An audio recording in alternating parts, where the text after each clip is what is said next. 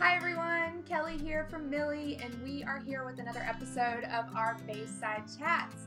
I want to say thank you for joining us. If you catch us on the replay, go ahead and drop hashtag replay in the comments so we can get a feel for when you guys are catching our broadcast. And while you're here too, go ahead and drop what base you are watching this from. We would love to see how far and wide our message is getting out. So the purpose of these broadcasts is to bring you some calm to your chaos. We know you're probably here because you're facing a PCS and you might be in a freak out mode.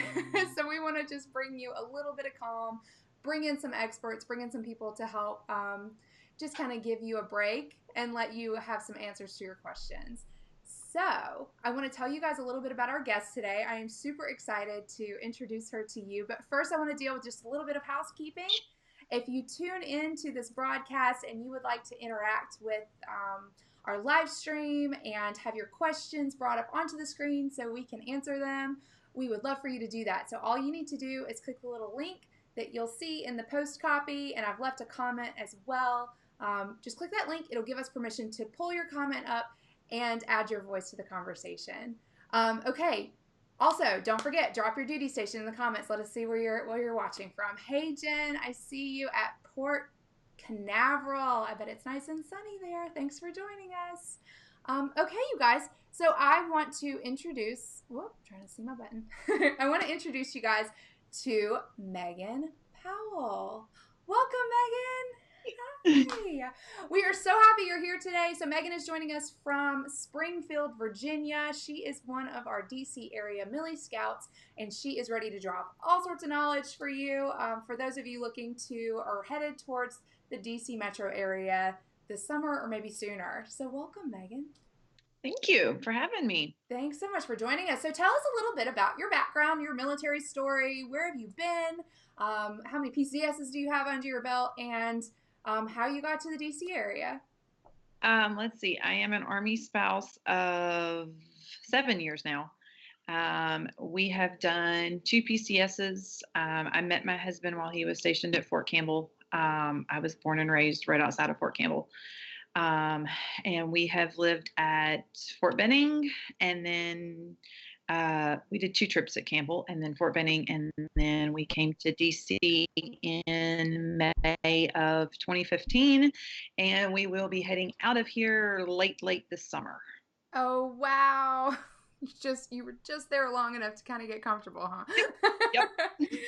Okay, so I want to take you back to the time your duty station before you got to DC. So that was Benning, yes? Yes. Okay, so orders dropped for DC. What were your initial thoughts? Like, what was going through your mind? We were pretty sure they were coming, so it wasn't a shock or anything. Sticker shock was probably the best way to put it. I remember my husband coming home, and he had already started to look at houses long before I had, and he started to show me houses and what they cost. And I just looked at him and was like, what? This is not possible. And that would continue for about the first year we lived here. Yeah. So did you already have an idea? Like, did you want to rent or buy? Did you already know that? Or were you just kind of? We were set on renting. Okay. We had sold a house in Clarksville literally a year before that. So we were not going to buy. Of course, that would end up changing down the road, but we were set to rent. Okay, cool. So I'm speaking from a little bit of experience here too, because we were stationed at Fort Belvoir for a minute in time. I didn't know where to even start it's just such a complex area. It's not like a single base with, 2 or 3 locations that you can live in and you just kind of pick your place. Like, so how did you start to digest like the different types of areas and like what maybe your family would be best suited for? So keep in mind, I was 5 months pregnant with our first child. So that changed everything. So all the rational decisions were happening. Yeah. For us, initially, it was the idea that my husband wanted to be able to ride his bike to work. Mm. And so that was what we started to look at was, okay, where can we live that it's not an unbelievable bike ride, that he can do this. the first idea that he had, and I would definitely recommend for anybody coming to try this route, was Fort Belvoir housing. It unfortunately was so far waitlisted that there was no way for us to get in, knowing that we had a kid coming in literally 4 months. But that was our starting point. And then from there, we realized that if we could get inside the Beltway, he could probably ride his bike and be quote unquote closer to home. Didn't quite work out that way though. So that's always the thing that we kind of stress with the DC area is you think you know what traffic is, but you really don't. And I will say this, do your research as far as Metro. Yeah. What we did not realize, we lived in Alexandria for almost a year before we moved to Springfield. And I'm not kidding, we were 5 miles from the Pentagon. And because he took the bus, there were some days it was an hour to get there because of all the bus stops. When we moved to Springfield, we have a direct route from the Pentagon. He takes express lanes on the bus. He's here in 20 minutes. And it's probably 3 or 4 times longer distance wise. Yeah. Closer is not always faster is the key here. It's like some weird like vortex. It is. You think, oh, it's, this many miles away, but depending on literally what side of the street it's on, it could vary. Yep. So you research nerds, you're going to love it because you're going to have like so much to compute and kind of matrix out to figure out what makes sense. Okay, so I have a question. So when we talk about the DC area on the MILLIE site, we usually frame it in terms of these 3 criteria. So if you guys ever watch like, HGTV or whatever, they always have like your wish list, right? You have your 3 criteria. So we quantify the DC area down to home size, home price, and commute. So those are 3 items, right? You'll get one of those items no matter what you choose. If you're really lucky, you might get 2 of those items, but it is like the unicorn chance and you know what, that you get all 3. So there's always something you have to sacrifice. And what I mean by that is we lived in a large house very close to Fort Belvoir. We paid through the nose. So our sacrifice was the BA. Like we were paying over BAH and had just no extra money to like live life. It was so hard. But that was our sacrifice because those were the things that were most important to us going into it. So I would say and challenge everyone who's thinking about it or facing a move to the DC area, go ahead and figure out what your top 1 and maybe your top 2 is and what you're willing to sacrifice. So, Megan, how did this play out for you guys? Like, what was your thing that you tossed up? For us, it was space. We can't function without at least 2,000 square feet. It's always been a thing with us. And so it was finding that. And also we came from 2 duty stations that we were used to BAH covering utilities even. And so it was realizing, okay, our goal became, let's at least spend what we have in BAH for rent. And so you end up, it's a difficult thing here, as you said, because it's hard. Yeah, it is. I mean, and listen, there's tons of positives we could talk about. The proximity to everything is there. I mean, it is just like, it's one of the coolest, most like culturally rich duty stations like out there. But you got to get your head wrapped around the challenges first, because we specifically don't want you guys being like, I mean, I personally did. I had like a shock moment when I got you talking about sticker shock. Just everything is so different, like the pace of life. Everything is different. So the sooner you can kind of wrap your head around those things, the better. So I have a question. We have a question from Annie. Hey, Annie, thank you so much for joining us. I love how tuned in you've been, Annie. You're just so great. So she's headed to DC this weekend to house hunt. Awesome opportunity that you have to do that. And I've been looking at Springfield to purchase a home. Second to that is Burke. So Megan, do you have any, insights between the 2 areas, pros and cons maybe? We live in Springfield and absolutely love it. As I said, you're probably not pay attention to the buses because you're probably more than likely going to bus it unless you're going to the Franconia Metro. But there's everything you could possibly want here. Burke is literally, we live right on the Springfield Burke line, actually. Burke is just a little bit more, I don't want to say rural because it's so not the right word because there really is not rural here. But it is a little quieter than Springfield. Honestly, we love both areas. Yeah, that's so cool. I actually never had the opportunity to venture out there, but to that point, I think you kind of just touched on it. I feel like everyone stays in their little bubbles. Do you think that's the case? Like, Yeah, so wherever you live, that's your world. Like, exactly. So you're not going to venture out because yeah, of the we had traffic. friends up this weekend, and they were staying in the city, and so it was, hey, can we get together? And I laughed and I told my husband, I was like, people that don't live here don't get it. You just kind of get your little space. Yeah. Now, don't get me wrong. Some people absolutely venture out, Yeah. but you just kind of get what works for you, and you just hang there. Because it's between the hours of, let's see, 6 to about 9:30. You're not going anywhere unless you want to sit in traffic for an hour, and you have until about 2 that you can move around, and then after that you're going to sit in traffic again.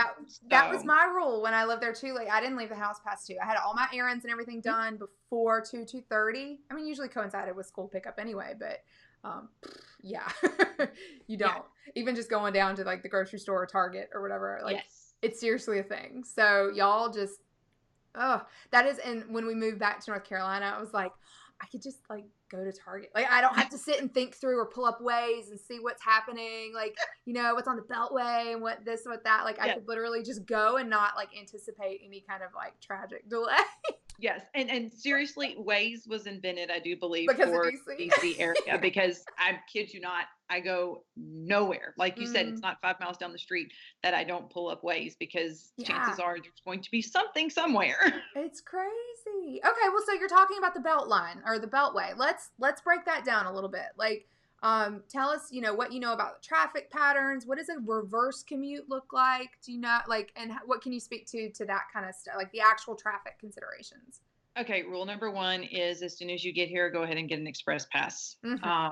Just pay the money, have it. You may or may not use it, but I promise you're going to want it. So when we talk the Beltway, it is $3.95, $4.95 are the keys.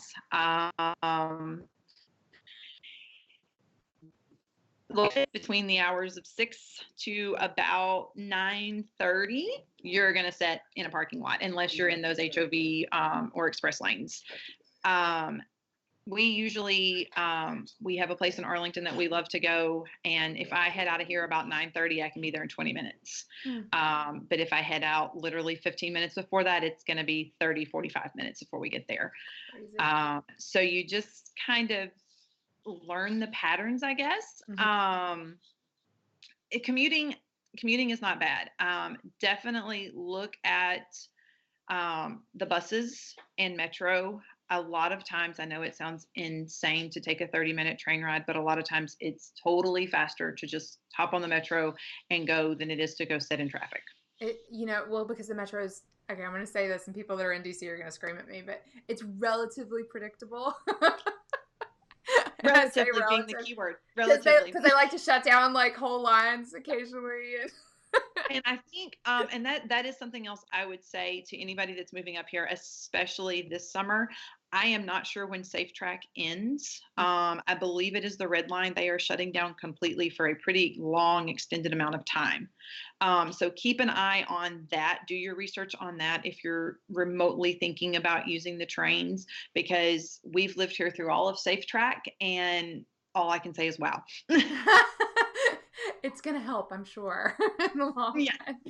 Hey, so Annie also has another question. Can you touch on the express bus from Springfield to the Pentagon? What makes it express? How many stops are there? Are there parking lots for stops? Or do you have to live in a neighborhood that's down the street from a bus stop? That's a great question. Okay, I'm going to run through this. The express bus, they are still Metro buses is what I'm talking about. There is Metro bus. I could go all day about buses around here. The one I'm speaking of that my husband uses is the Metro bus. Those run on you're going to find your assigned bus that's going to run. There are bus stops everywhere. Pay attention when you're looking at houses, especially if you're coming up this weekend. Whoever is showing you houses should be able to tell you where the nearest bus stop is. The reason that it's express is, and especially from the 395 side, and this is going to be changing, I believe, 395 does not have express lanes. They end as you cross, as 95 becomes 395.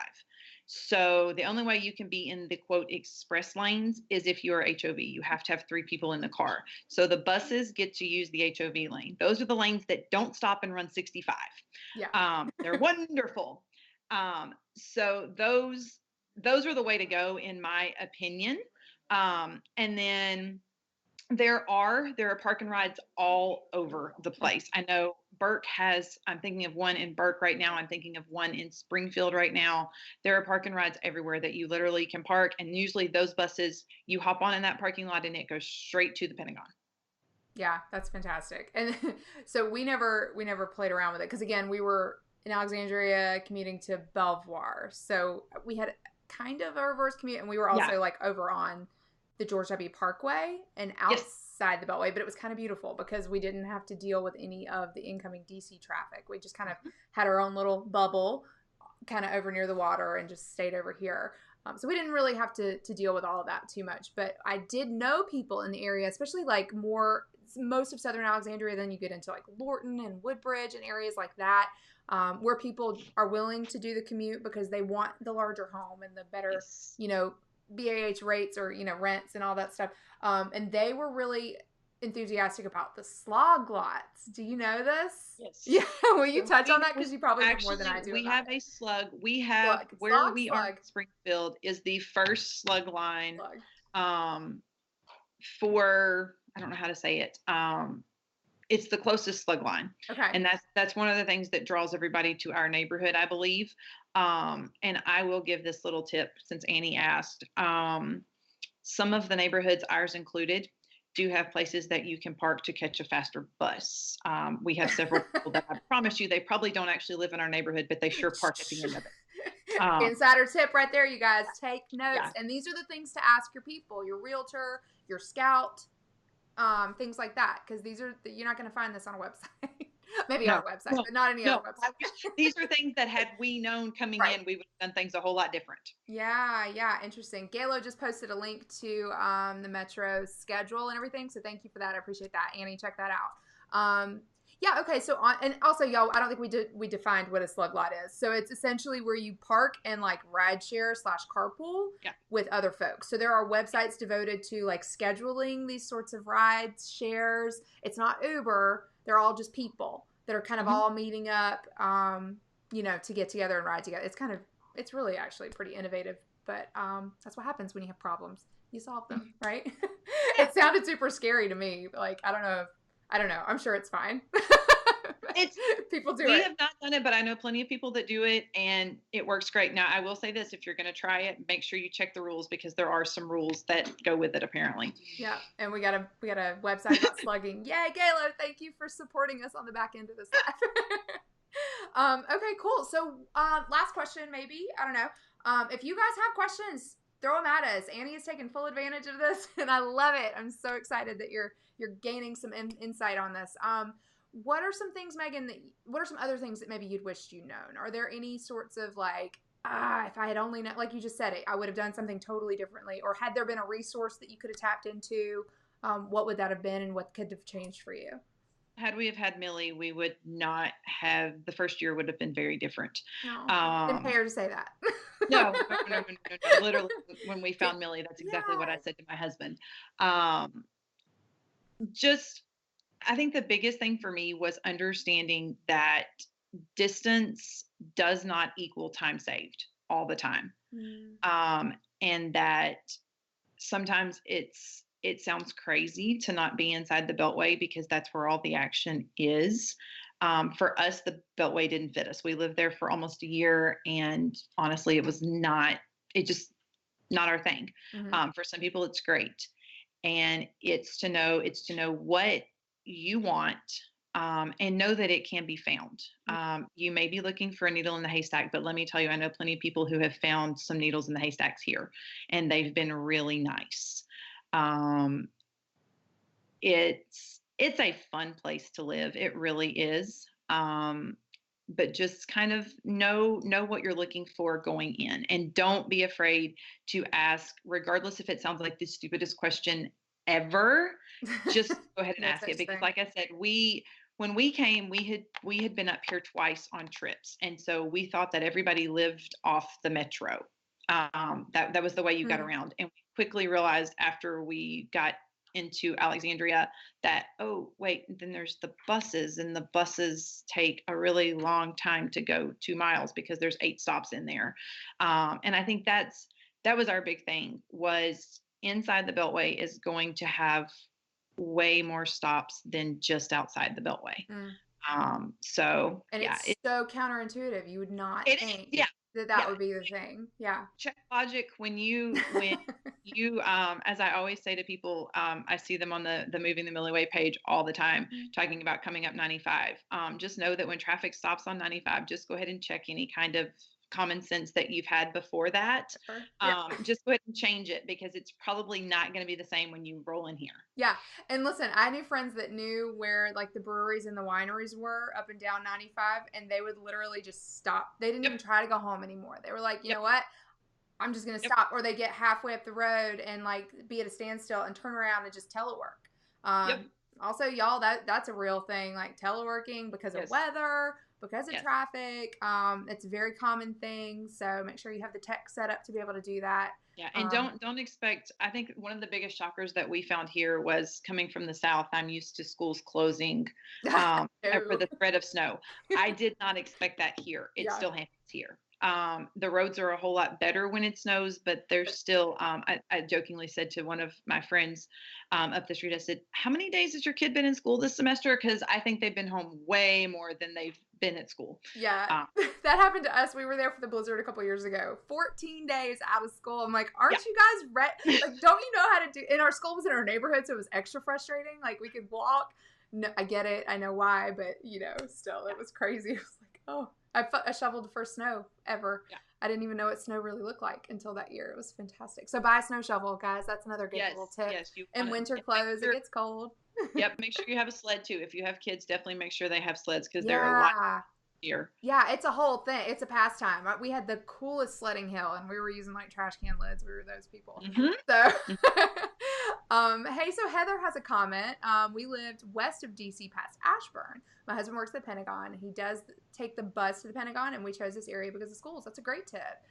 Again, so you're sacrificing, and again, we're saying that kind of loosely, like as long as it's something that you're comfortable with doing, that your husband's cool with taking the bus, then that's not necessarily a sacrifice. You're making room for your priorities, which I think is huge. So they did that because of school. I think that's a great choice. That area is lovely.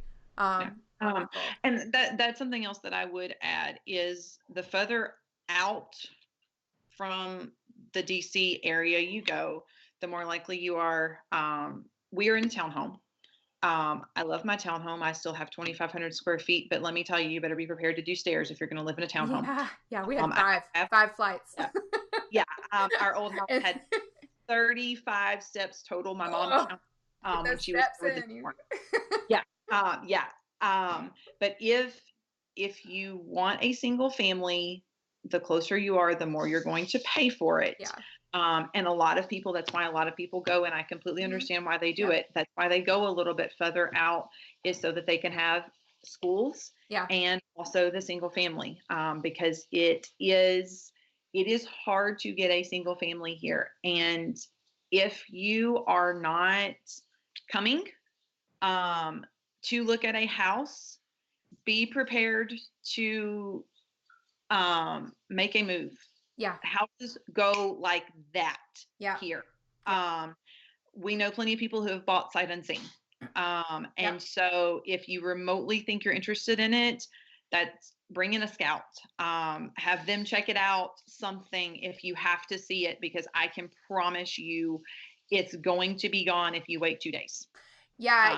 I'm going to just expand on that for just a little bit. You guys, this is crucial and this is real. Like, so I had the opportunity to fly to DC when I was doing my recon trip.